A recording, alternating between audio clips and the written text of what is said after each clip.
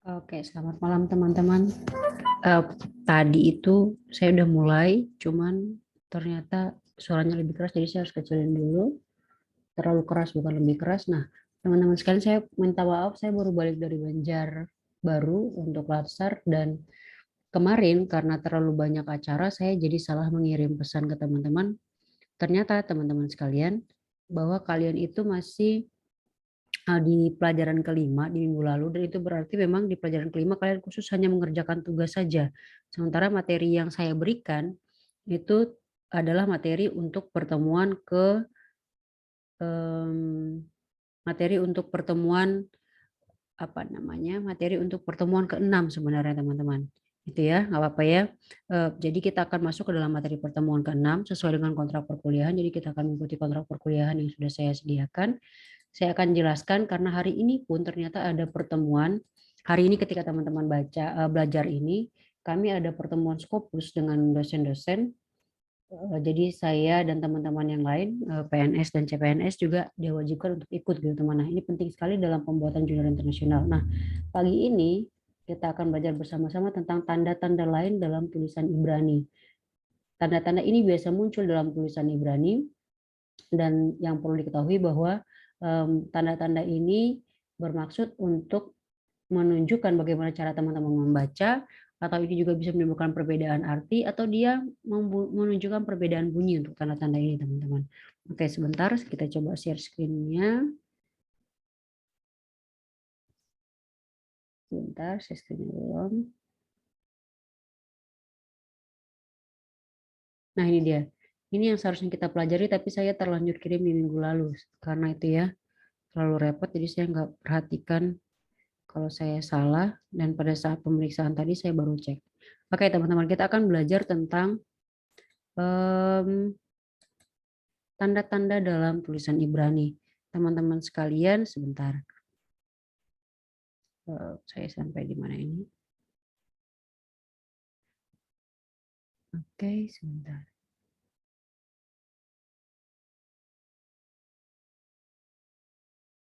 Terlalu repot di apa namanya? Di Latsar kemarin juga ada terlalu banyak kisah yang kami punya selama Latsar. Seru sekali saya pikir. Waktunya 1 minggu tapi lumayan memberi kenangan. Oke, teman-teman sekalian, kita masuk dalam tanda-tanda dalam tulisan Ibrani, teman-teman. Oke, pertama yang kita perlu pelajari adalah tanda sefa. Tanda sefa ini merupakan tanda yang umum muncul dalam pelajaran Ibrani. Jadi sefa itu diwakili dengan tanda titik dua. Kita pernah belajar ini untuk ikut E, teman-teman. Salah satu dari bagian ikut E itu adalah tanda sefa atau titik dua di bawah konsonan. Nah, perhatikan tanda sefa di sini kita pernah belajar. Nah, ini dia ada tanda sefa di bagian akhir.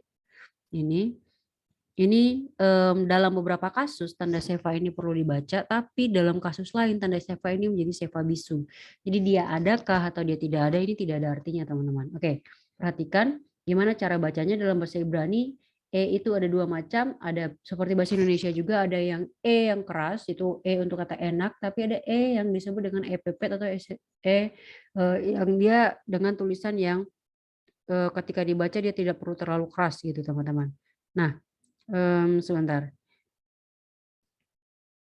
Kata bunyi itu bisa juga ditemukan dalam kata kecewa, gitu ya. Kecewa, gitu. Nah, bunyi epepet ini disebut dengan tanda seva atau tanda sewa, gitu ya. Tanda seva atau tanda sewa, teman-teman. Ditandainya gimana? Itu titik dua di bagian akhir tulisan. Bukan, titik dua di bawah konsonan. Tanda titik dua ini. Nah, gimana caranya? Kapan kita bisa menentukan seva itu dibaca dan kapan seva itu tidak perlu dibaca, kita akan lihat di slide selanjutnya. Nah, pertanyaan adalah kenapa sampai tanda seva ini perlu, Bu? Kenapa nggak dibuang aja kalau memang tidak dipakai? Nah, buat orang Ibrani, rasanya akan kurang sempurna jika huruf-huruf konsonan itu tidak diberi tanda vokal, teman-teman. Sehingga mereka bukan memaksakan, mereka mau supaya tanda vokal itu ada untuk menambah nilai artistik atau seperti nilai seni sehingga tulisan itu menjadi satu tulisan yang indah. Gitu ya, teman-teman. Oke, teman-teman sekalian, kita akan lanjutkan kapan tanda seva ini dibaca atau digunakan. Nah, Pertama, kalian harus tahu bahwa tanda seva pertama kali digunakan itu ketika tanda seva berada di huruf pertama konsonan, nih ya. Jika misalnya ada tanda seva di huruf pertama konsonan seperti ini, maka tanda seva itu harus dibaca, teman-teman. Itu perlu diperhatikan dan perlu diingat. Jika saya ulangi, jika tanda seva itu muncul di huruf pertama seperti ini, maka tanda seva ini harus dibaca. Ini bacaannya adalah berit. Berit. Kenapa B? Karena ini ada titik di tengah. Dia menjadi bet. Itu dibaca berit. Ingat ya. Bukan berit tapi berit. Gitu ya. Oke.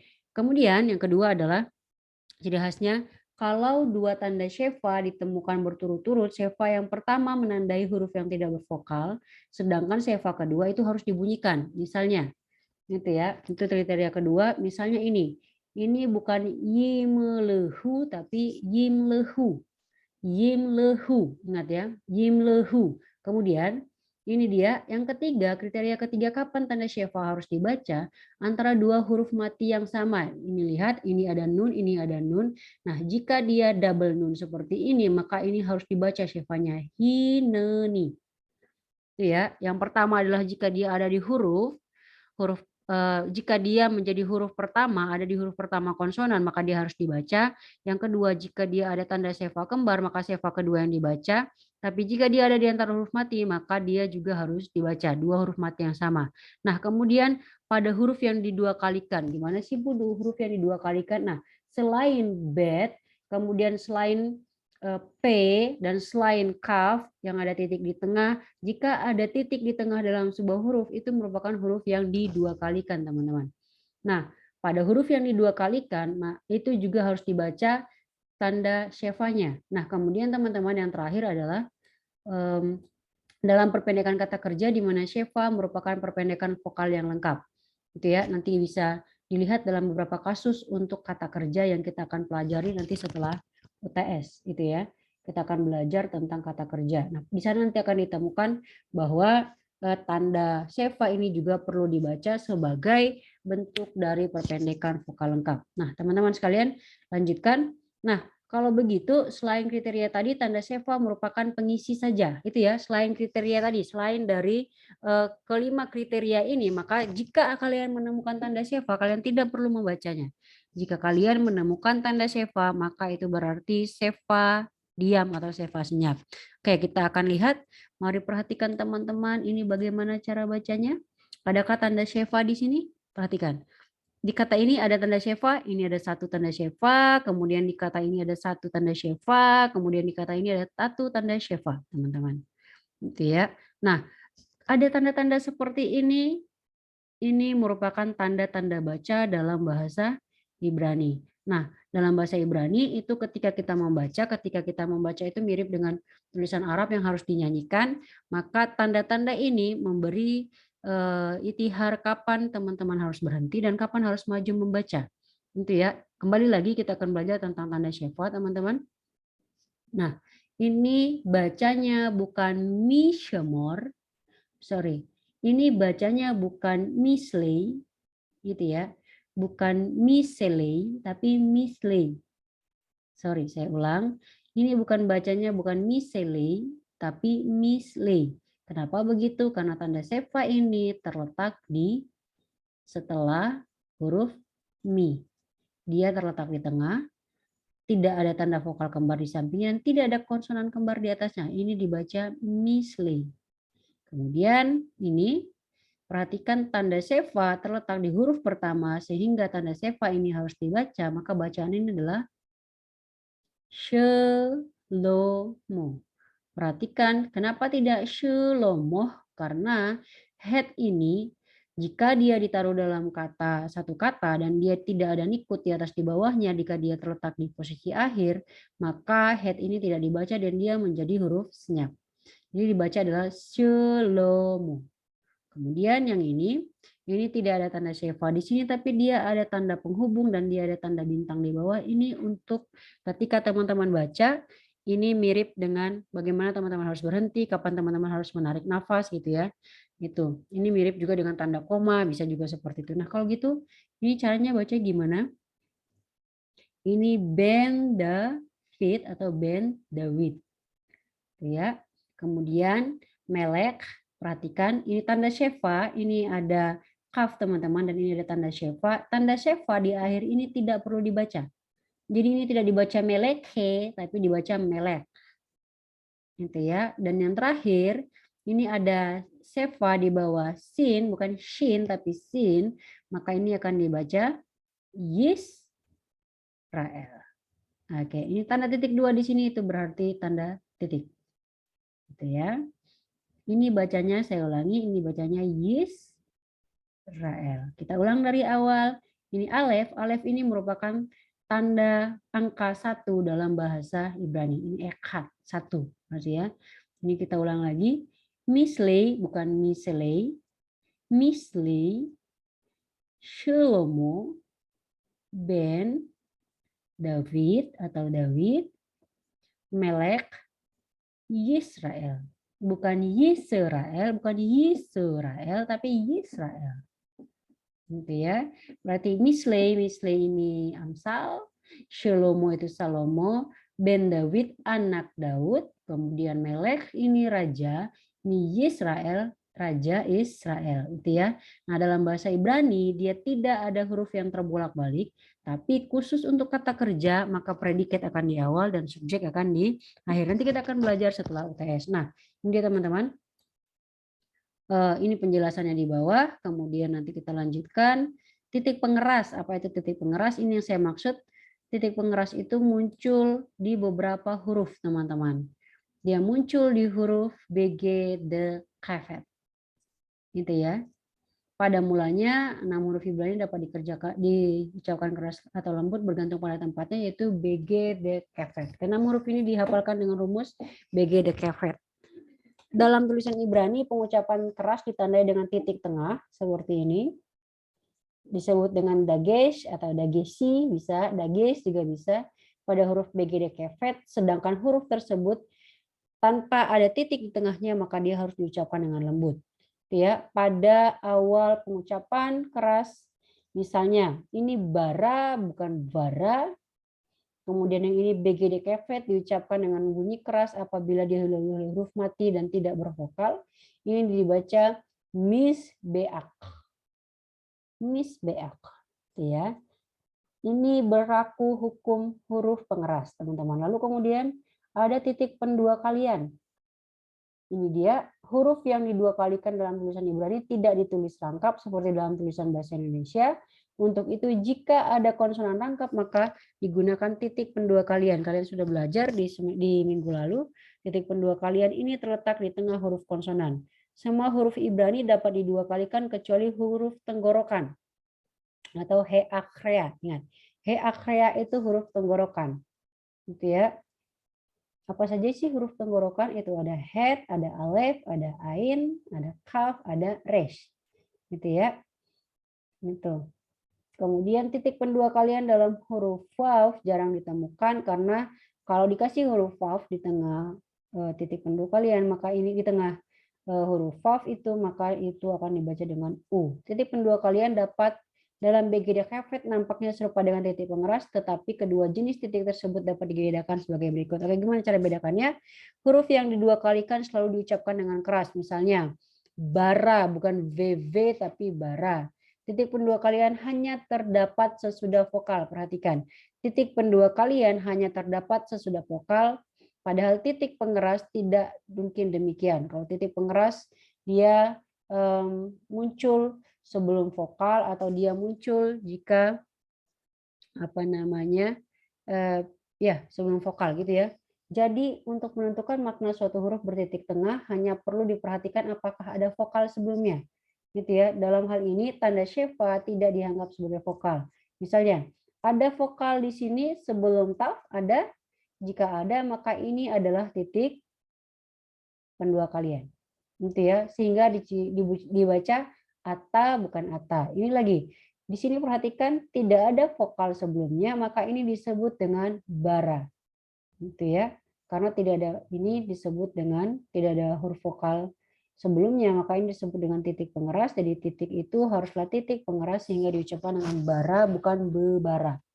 Tuh, dalam tata tradisional, kedua jenis titik tengah dages tadi disebut dengan dages lene, kemudian titik pengeras disebut dengan dages forte. Huruf yang didua kalikan selalu bervokal, dari tanda seva pada huruf itu selalu dibunyikan. Gitu ya, huruf yang didua kalikan selalu bervokal. Perhatikan, sehingga tanda seva huruf itu selalu harus dibunyikan. Yeda beru.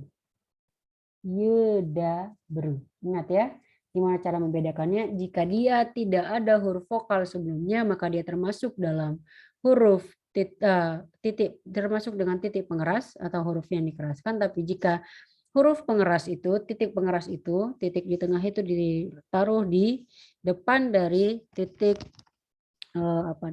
titik pendua kalian, bukan dari huruf vokal, maka dia disebut sebagai titik pendua kalian. Nah, kembali lagi teman-teman, untuk kasus bed, kemudian untuk kasus P, dan khusus untuk kasus B dan P, kemudian kaf, itu beda. Gitu ya, untuk ketiga huruf itu, maka yang berlaku adalah kalau dia ada titik di tengahnya maka dia menjadi B, tapi kalau dia tidak ada titik di tengahnya maka dia menjadi V. Gitu. Oke.